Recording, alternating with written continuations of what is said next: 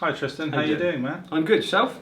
Very good, very good. Nice. Now, I have a couple of questions here. Yeah. That I'd just like to ask you about various areas of, your drumming life, as it were. Ah. Good stuff.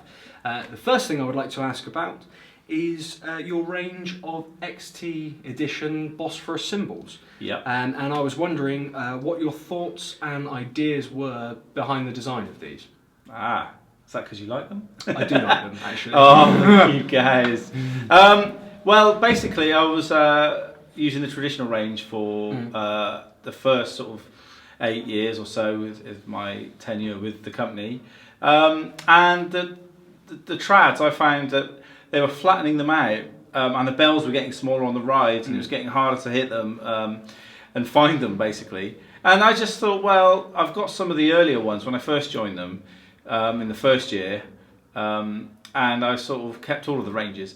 And I thought, well, how are these changing? So I was looking at one that was from the first range I bought, and then some from the other ones, and I was like, they've definitely changed the design. So I thought there was something in going back to some of the earlier style trads that I liked they were making, which were slightly more shapely. So I decided to design a bigger bell on the rides, make the ride and on the crashes, and have them more flush looking. And the hi-hats, I had the bottom hat. I know they're always the bottom hats are always heavier, but I made sure they were really much heavier, and the light wasn't quite bright, so they really cut when they're together. I didn't want them to be dark or too bright. I wanted it to be somewhere in the middle. So I basically drew up some plans with my pencil, and I sent them to Emrah over in Turkey, and asked him what he thought, and he thought it was an interesting idea. And then they sort of made 2 or 3 prototypes, and I flew over there to see them and tried them out. And A, B or C, I can't remember, but I think it was, let's say it was A for sake of argument, was the right one. B was a bit too dark, C was a mishmash. And I still have that original set today. They gave them to me. Nice. So the master set. Yeah, they're beautiful cymbals, and I didn't want them too heavy. I looked at the weights as well, that were my favourites of the trads. So, it's an amalgam of I like the trads, how can I add to that with something that I'm looking for? Because I was playing loads of different styles of music, and I just needed the crash to be a bit more, biting, but still with weight, not too tinny or too bright. Same on the rise. It was quite an ask, really, but I think I managed it, and I'm very happy with what they came up with. And between me and them, we came to a happy medium, and the XTs came out, and they've born and out in the world and doing great things. I get emails from drummers all over the world. They're very happy with them. So yeah, it's quite a journey, really. Cool stuff. Did you design them with a certain type of drumming or style of drumming in mind? No, not really. As I say, it was just as a studio guy, I'm doing lots of different styles and different music.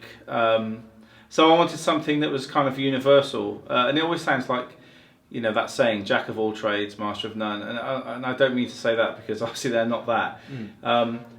But, again, this sounds a bit pretentious, but I wanted them to be a player's cymbal, meaning if you know how to play a crash cymbal and a ride cymbal well, you'll get a sound from them.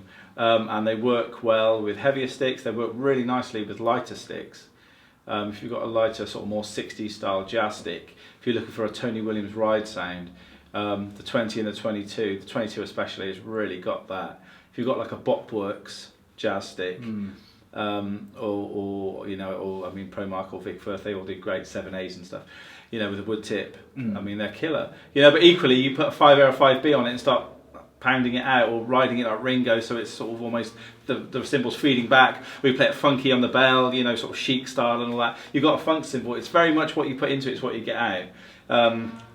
But yeah, play a cymbal. I'm quite happy with that. It does sound a bit pretentious, but I'm quite happy. If you know how to play the cymbals well, these cymbals will work for you. So it's not necessarily one style.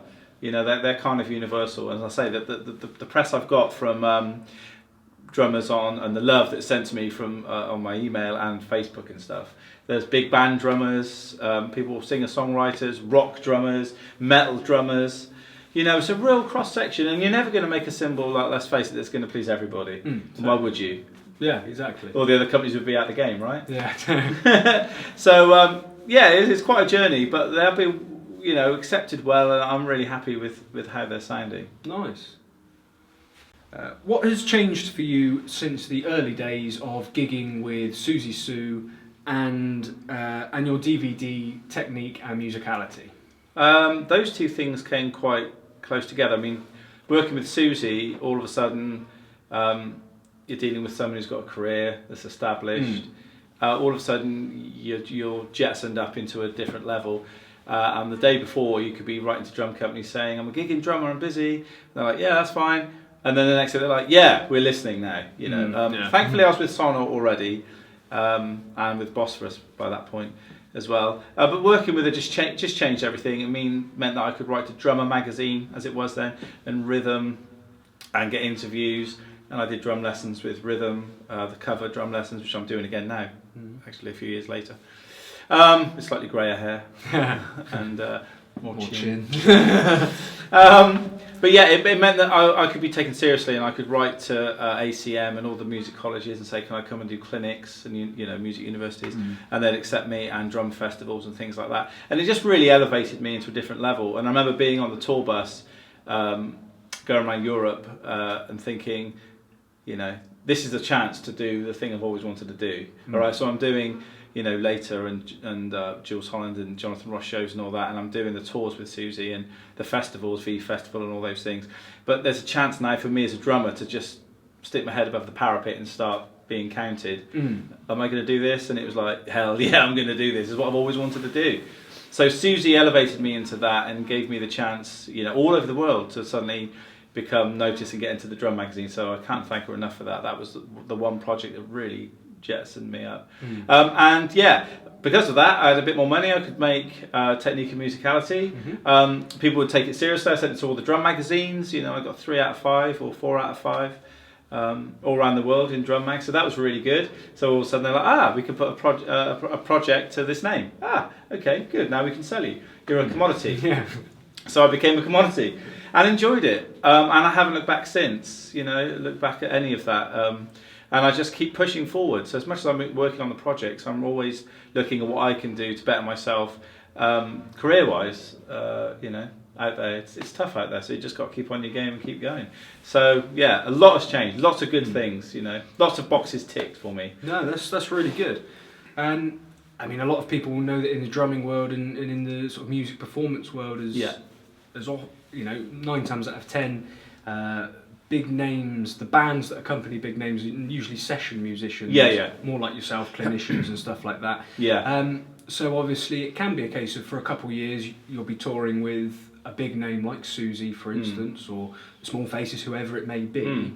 But obviously there are times where they're not on tour and you're not on tour or something like that.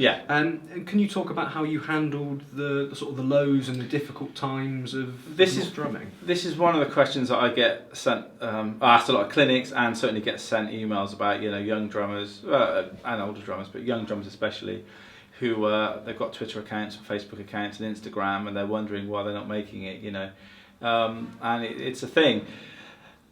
The way the highs are brilliant. Ride the highs, enjoy them. And I always think, when you're on a high, get ready because a low is always going to come. It can't stay there for anybody. Any band you look at, or any artist or sports star or anyone in the limelight, it doesn't always stay there. There's highs and lows, peaks and troughs, and you learn to deal with them.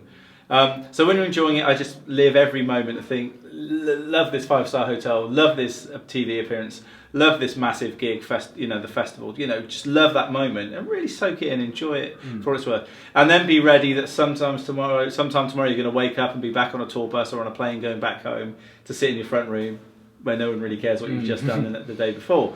So dealing with that is hard, I can't lie. People turn to drink and drugs and all sorts of things, and obviously that's not going to get you anywhere particularly. So the way to deal with it, I always tell people, is just think of the next thing you want to do. Enjoy the buzz of that. Yeah, you're going to get a bit of a low, but think about where you want to go next. Have a list of things, a go-to list. I think, right, what am I going to do next? I've just done Ben Kassim to thousands of people, now how can I beat that? Stadium gig. Okay, well, what am I going to do next then? How do I get towards that? How can I make my drumming better so the next time I do a performance like that that's broadcast all around Europe and on radio and everything, how's that going to be slightly better? And I think if you always turn it to a positive and think, right, what's next? It's better than just sitting there and just panicking, thinking, I've got nothing on my list that is next. No one's ringing me. You got to keep practicing, keep proactive, keep going back on Facebook and Twitter and Instagram. You know, keep saying what you're up to, and even stuff from the past you did last year. Keep reposting. Just always keep moving forward. You can never think, oh, I'll never do anything like that again, because one, you don't know that's true.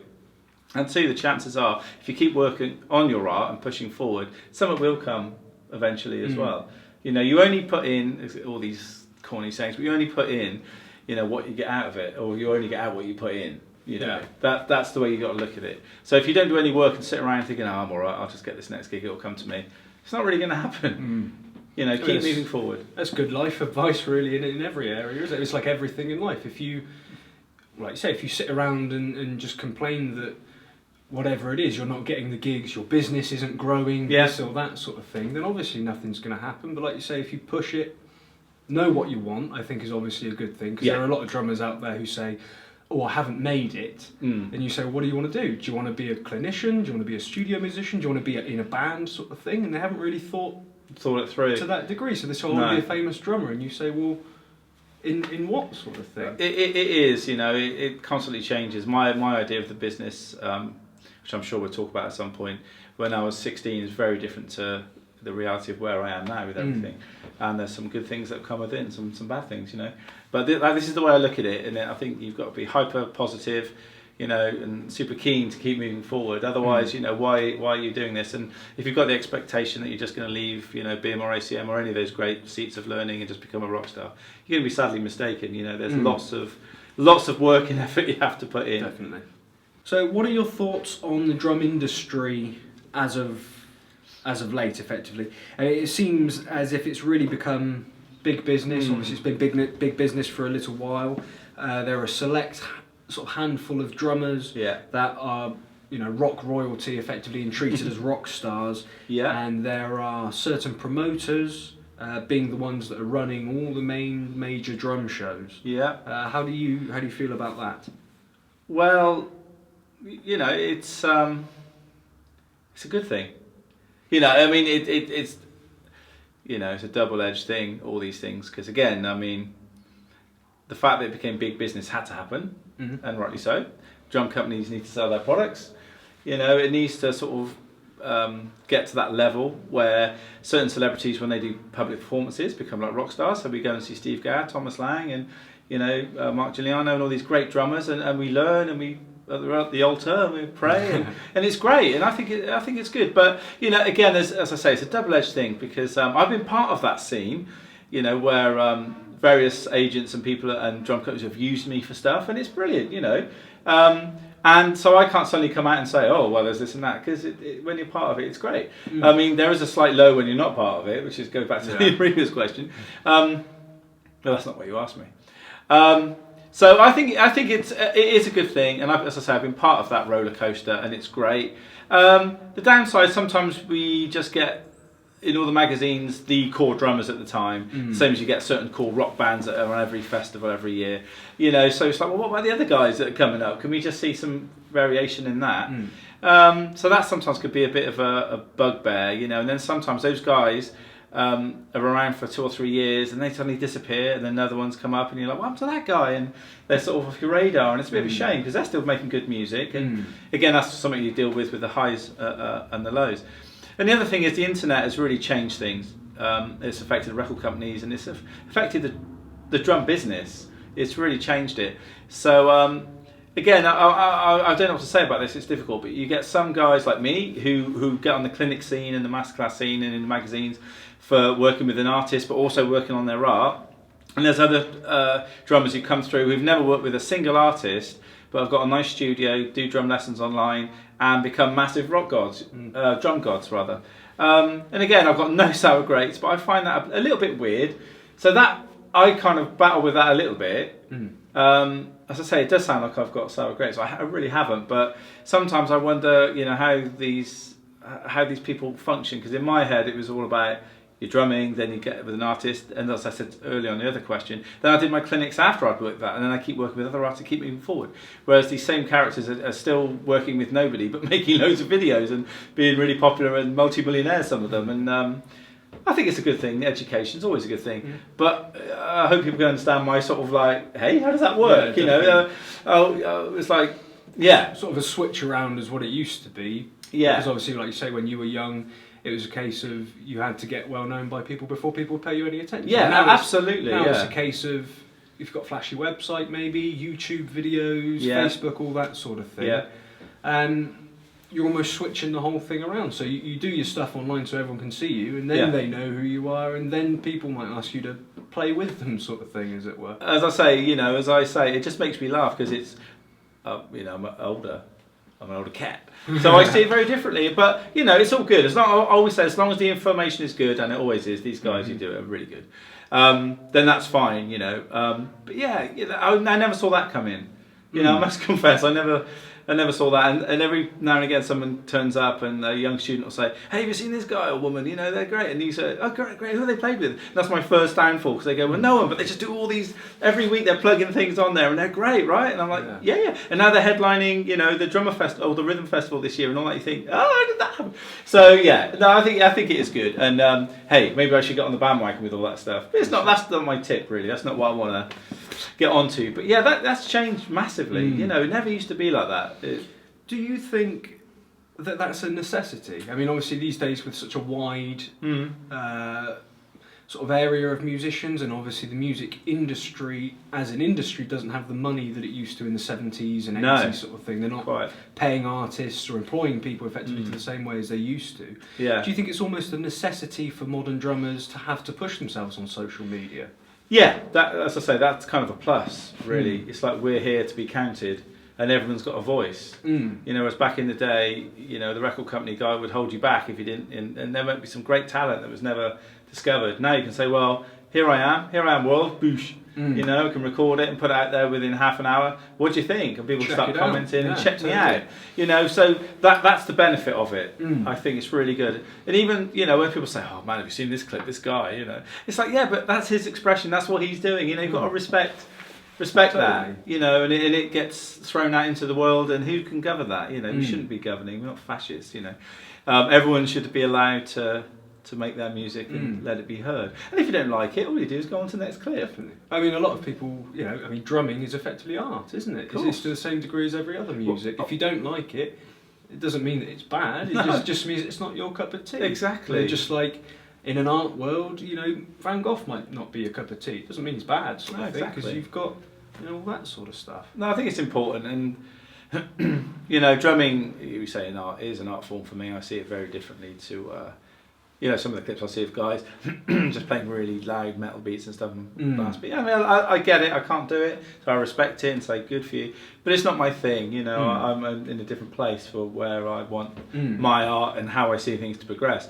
But there's a market for that. So while those guys are doing that, it saves the rest of us. Yeah, definitely.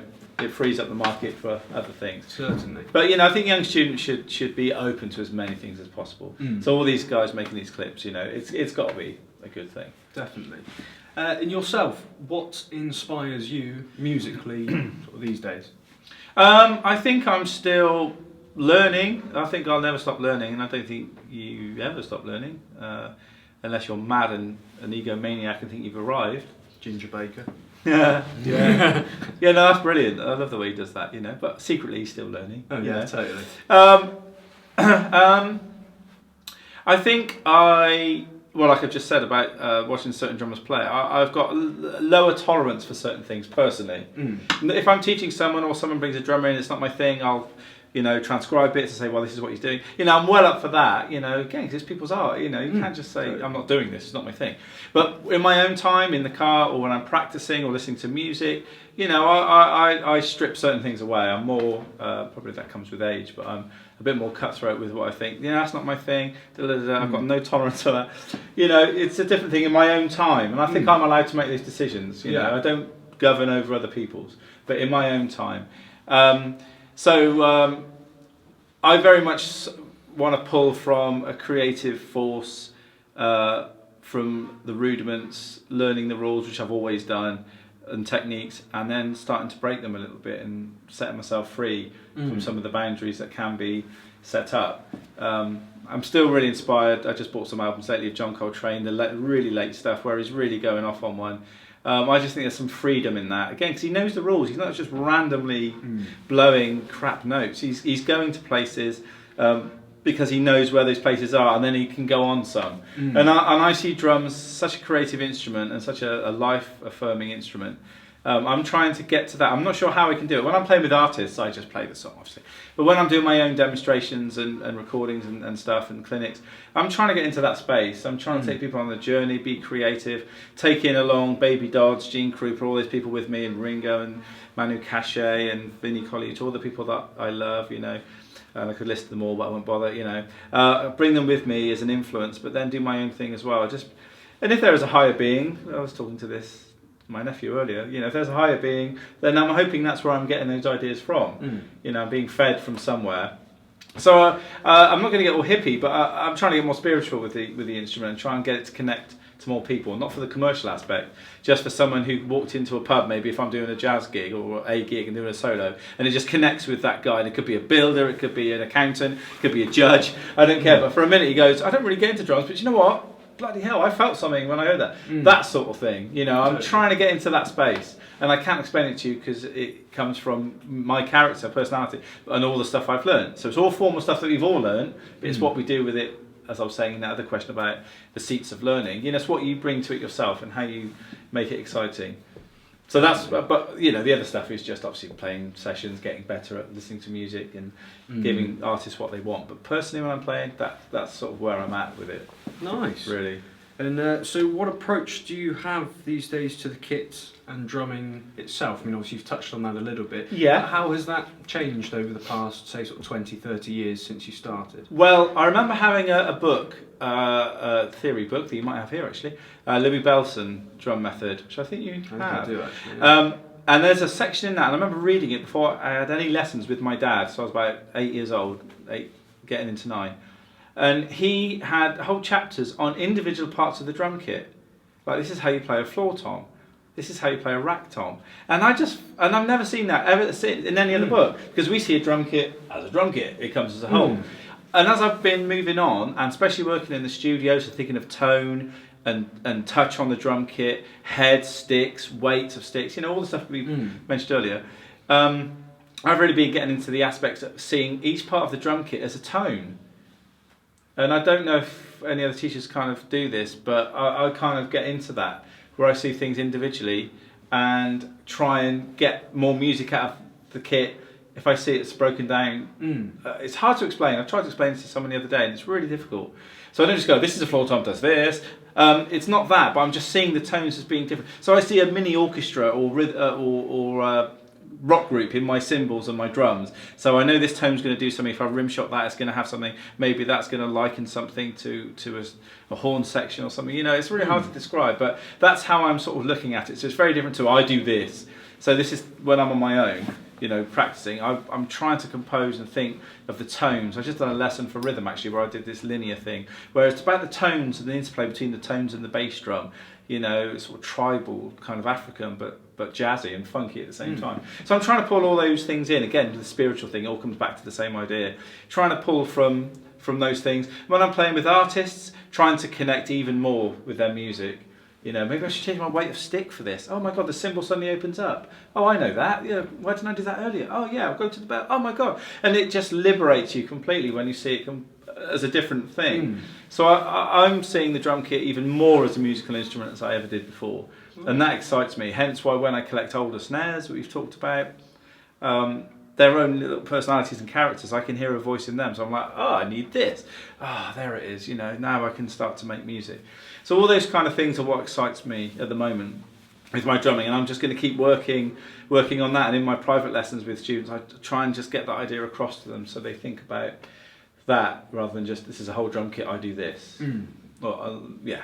Nice. I can talk for hours about that, but yeah. No, good stuff. Well, I'm sure we will.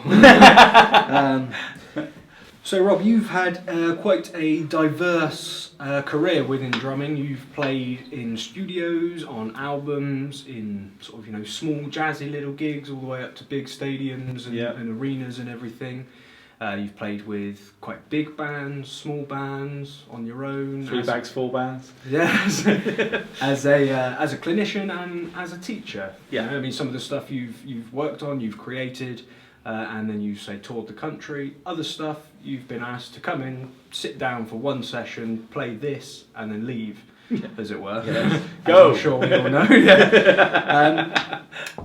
Now, obviously, that's quite a broad career compared to some other drummers who may join a band and then they stay with that band for 20, 30, 40 years, and that will be their drumming career. Yeah. Other drummers who are solely studio drummers or clinicians, and other drummers who are more teacher drummers, as we were. Yeah. So you've obviously had quite a diverse career covering many aspects. Is there anything that you still wish to achieve in your drumming career or music career? Yeah, it's quite a good question. It's. I guess the ego would like to spout and say. Cover of a drum magazine, those kind of things. Headline a massive drum festival like the Modern Drummer Festival or the London Drum Show. Those things would be nice. And I I'm always working towards doing things like that. I'm keeping my iron in the fire for those things. And I'm friends with Mike Dolbear and those kind of guys who've got the deals for those shows and things like that. And then with rhythm and stuff. So, those are things I'd like to do, obviously, and work with, big name artists, some of my heroes, though some of them are dead now, unfortunately. So it'd be quite hard. So that'd be really hard to sort of dig, Prince up and David Bowie and make them move again. Yeah, that's going to be a hard one to do. Borderline illegal. And just never going to happen, I don't think. So, yeah, there are some things, those things that I'm always sort of striving towards. And just generally, as I was saying earlier about, just my own drumming progressing as much as possible. But yeah, there's some other boxes I'd like to take, maybe a drum school one day. Yeah, I mean, at the moment, I'm not craving anything. I'm quite happy with the direction I'm going in, and things seem to be, like you've said, there's a lot of boxes ticked already, and I'm very grateful for that. I know I've put the work in, but I'm still grateful for the results. So yeah, just keep striving forward, and hopefully I'll get those cover. Yeah, that's it. Cover well, things like we were saying earlier, it's all about working towards it. There's no point you sitting down saying, "Oh, I'm not on the cover of the magazine this month." But if you're not talking to them, how's it going to happen? Yeah, and if you're not constantly trying to find more work, so they're still interested in you. And as I say, it's like a general thread going all the way through is just keep working at your art, keep working, being a good person and playing good music, and just being responsive to other people's wishes as a studio musician. I sometimes think if I'd have been in one band all my life, I might be a bit bored. I love the fact that I've, I can look at the CV and it's got weird names on there, like European artists like Michel Polnareff and Clara Ponty and Laura Pausini, the Grammy. Yeah. But Peter Gabriel, Simple Minds, Suzie Suh, I can't remember them all now. It's my age. Miles Kane, and they're so diverse, and I think that's great. And the jazz artists as well. I think it's just great. I love that. That for me is a positive because, again, if you came to my house and looked at my music collection, it's really varied. If you look at my DVD collection, it's really varied. I'm one of those people that likes to keep changing. So I'm quite happy every 5 years that if I was with a band like Siouxsie, though we're still kind of technically together as a band, we just haven't been working for a while. I quite like the change, so it's something I embrace. And sometimes I guess that's at the expense of something comfortable, but the people could say, 5 years with that band, time for the cover feature. It's different when you're out there as a freelance musician, fighting your own battles. And that's what turns me on, that's my thing. So yeah, I'm very happy with that, and these things may come to me. That's it. Just keep moving forward. Definitely. Keep on keeping on. although it's, I suppose, quite a personal question, always quite hard to pin down, where do you see yourself in 10 years, or where would you like to see yourself? Where would you like to be in 10 years? Alive. Still drumming! On a beach. On a beach, yeah, with my family, in a big, nice house. Yeah, forgetting all those things, you know, and health and all the things I pray for, you know. Yeah, maybe the drum school. Keep it moving forward, never knowing where I'm going to be. I mean, I find it hard to answer those questions because if you'd asked me 5 years ago, did you think you'd be on the Grammys? Do you think you'd be on TV? Do you think you'd be in rhythm? Did you think you'd be a modern drummer? Do you think you'd be writing for modern drummer? Did you think you'd have your own range of cymbals? I would have said no to them all. But you're joking, aren't you? As a 21-year-old in a bar in Bath, you know, having a beer, I'd be like, oh, I'm going to be great. But if I actually thought about it, I'd be like, I don't think so. Do you know what it takes to get there? And then suddenly it happened through the hard work. So I'm just hoping more great things, really. You know, and health and money and my family and friends come along with me. You know, that's a twee thing to say, but it's true. You know, because it's part of the feeding into, you know, without getting mushy, but without the people I've had around me, I couldn't have got here financially, and I couldn't have got here spiritually. I think it's quite important to have those people on your side who understand.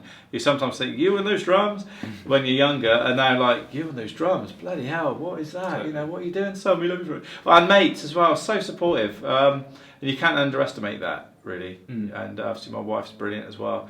My son hopefully will grow to love me and my drumming. Not he loves me already, but my drumming, and you know, and he'll be proud of his dad when he's at school saying, you know, whatever. And he might pick up the sticks as well. He already. I mean, Fox. Is that third generation Brian? It'd be third generation of Brian to play drums. Yeah. Nice. He's 8 months old, so he's almost ready. Nice. But yeah, he's been paradiddling and daddy mammying and single stroking already on my snare. I sit over the top of him and he yells the sticks and he looks up at me as if to say, what are you doing, weirdo? And I'm playing on the snare drum with him, and then it's just great, you know. Wake all the neighbours up, it's quite fun. Yeah. We do it at 7. I did it at 7 in the morning the other day. I think my wife put it on Facebook. Ooh. Yeah, I was singing Wheels on the Bus and drumming with him. I don't think it went down very well. But you know, it's all good. So, you know, those are the things I hope for. And let's just hope those things come true. Nice. You know? I just keep on ticking boxes and having a good time and enjoying life. That's it, enjoying drums. Enjoying drums. Life's for living, drums are for drumming. That's it, definitely. Nice. Well, it's been a pleasure to talk to you, as always. Thanks, Tris. You know, I wish you all the best for the future, and hopefully we'll do a couple more of these. Definitely. Keep people in the loop of what you're doing, yeah. what you plan on working from, and not only obviously just yourself, but you know, trying to give other people, other young drummers or whatever, just a little bit of guidance. Maybe you say a couple of things that they might think, oh, actually, you know, he's a you know, decent drummer. He's a clinician. He's played with big bands, and he has downtime as well. Oh, so, yeah, you know, it's not that bad. Yeah, no, I mean that downtime question is one that I get a lot. You know, and you know, not just downtime, obviously moods being down and somber. Yeah, no, and it's a thing that I get asked all the time, and you know, I'm not superhuman. None of us are. We do get depressed, but you find ways out of it. So yeah, totally. No, hopefully that's help some people, maybe inspire some people to think a little bit differently and think, actually, I'm not going to sell the drum kit. And I'm not going to saw those sticks up. I'm going to actually get back into the woodshed and play. You know, let's get on with it. Let's start woodshedding and get in the garage and do what I should be doing. Definitely. Instead of sitting around being mopey. Bumming around about not. Yeah, you know, it's just like, you got to have broad shoulders, you know. And I guess the thing is, that if you can't handle someone saying no or a door being closed in your face, then it's going to happen a few more times, and then one time the door will stay open, and then it's worth every single one that was slammed in your face. Totally. But it takes time, and you've just got to be able to wear it. Water off the duck's back, blah blah blah, all those analogies, broad shoulders, blah blah blah. But it's true. And one day you'll be sat there thinking at the bar or whatever, or the Mars bar, whatever your joy is, or driving a fast car, thinking it was worth it. All those no's, you know, damn, now I'm going to show them. That's my time, and I'm going to go for it. That's the positive thing, rather than sitting around and doing the opposite. Anyway. Definitely. Nice. Well, like I say, it's a pleasure to talk to you as always. And you, Tris, thank you very much. All the best. Cheers.